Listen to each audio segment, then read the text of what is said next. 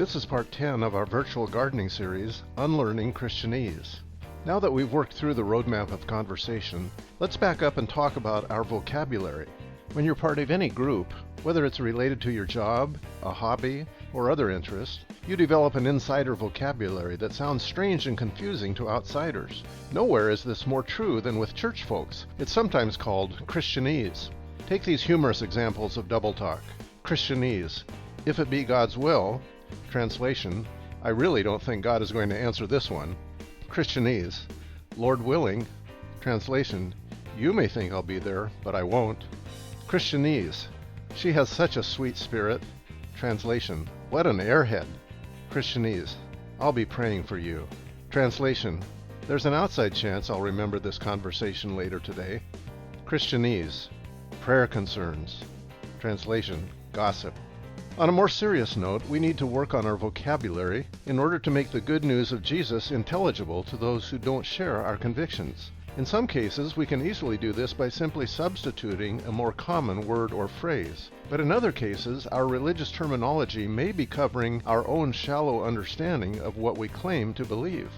In this video, we'll do a bit of both. We'll suggest some simple substitutions, but we'll also dive beneath the surface of some familiar words and flesh them out a bit. The hope is that by taking a fresh look, you can gain greater understanding and deeper appreciation of God's amazing grace, and thus be able to share it with more clarity and enthusiasm. Here we go. Gospel. It's better to use the term good news, which is exactly what gospel means. Correctly understood, the gospel is a scripture-based declaration about Jesus, who Jesus is, what he has done, how he fulfills all scripture, and how he calls us to respond to him. We need to move beyond shallow, simplistic formulas that don't represent the seriousness of who Jesus is and the life he calls us to. Bible. Instead of quoting the Bible or the Word of God, both easily dismissed, why not cite Jesus of Nazareth, if he's the one you're quoting, or the people Jesus personally trained to follow after him, the apostles, or the ancient Hebrew prophets?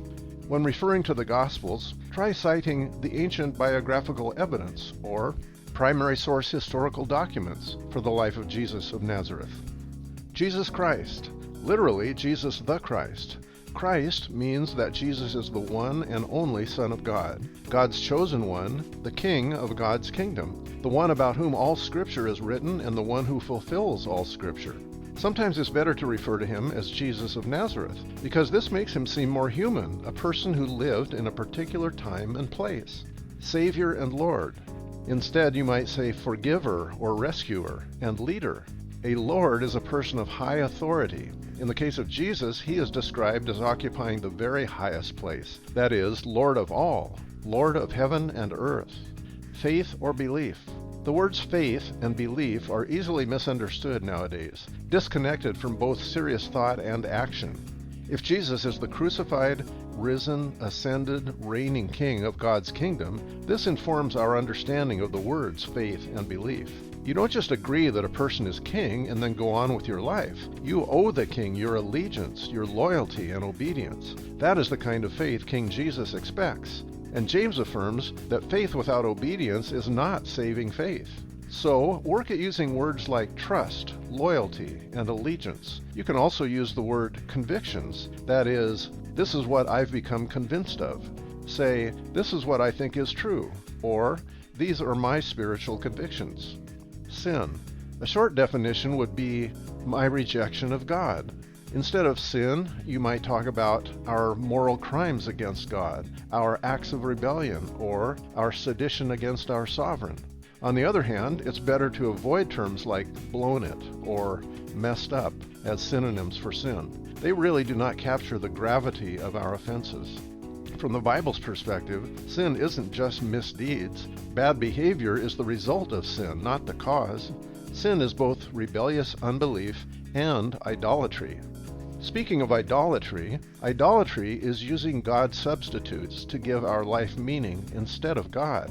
God's substitutes are seen as sin in the Bible because we are demanding they give us what only God can give: identity, purpose, being totally understood and perfectly loved.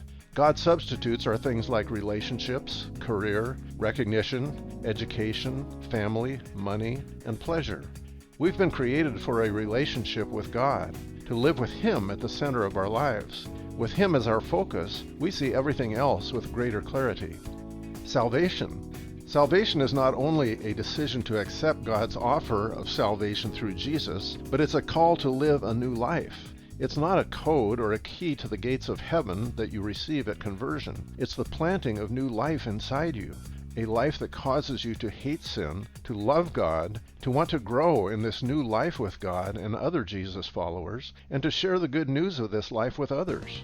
Born again is a familiar but misunderstood phrase. It may be better to say something like, God changing me from the inside out. Eternal life is a quality of life that begins when one submits to Jesus. This life is defined by Jesus as knowing God, and it's a life that grows and develops and never ends. Receive. Many of us grew up hearing about the need to receive or accept Jesus. It's unfortunate that these words have become isolated and emptied of much of their original force. In Mark 1:14-17, we actually see three essential responses to the good news: repent, believe, and follow. Repent. The word repent involves the idea of a radical change of mind and heart. Specifically, it describes a person once living in unbelief, disobedience, and even disdain for the things of God, and then, post-conversion, living with belief, obedience, and love for God. The change is radical.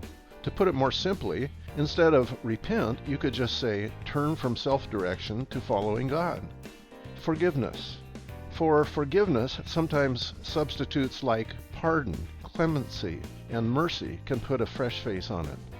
Instead of grace, you could say God's mercy, goodness, and generosity, even though we don't deserve it and can't earn it. Conversion.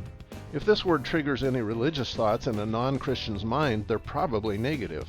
More likely, the person will think of converting their garage, converting currency, or converting a computer file. Instead of conversion, why not just say turning toward God? Disciple. A disciple is simply one who is committed to following, learning from, and obeying Jesus. Bill Hull and Ben Sobels, in their book, The Discipleship Gospel, say, we need to stop thinking that a disciple is only someone who is a serious Christian. Christians are disciples, otherwise they're not Christians. If you consider yourself a Christian but not a disciple, you need to reread the life and teachings of Jesus of Nazareth before you tell others about him. The kingdom of God is a term that's familiar but not well understood. We could define it simply as the restoration of God's rule over all things. It has both present and future aspects. It exists now wherever Jesus is ruling, in our lives, in our church, in our proclamation of the gospel. But ultimately, when Jesus returns, it will be fully realized and complete. Church.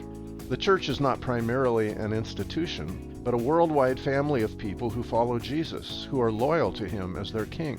They have secondary differences, but their loyalty to Jesus makes them a family, distinct from other religions. Religion is not a bad word if we view it as a way of understanding God and reality, rather than a system of formal procedures and rituals. Heaven, the state of being in God's presence and knowing him, the greatest joy and quality of life we can imagine.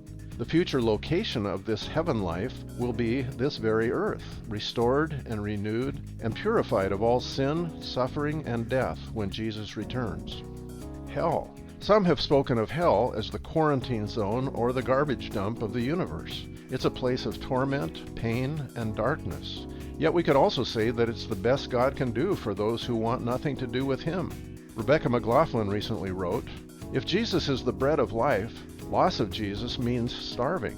If Jesus is the light of the world, loss of Jesus means darkness. If Jesus is the good shepherd, loss of Jesus means wandering alone and lost.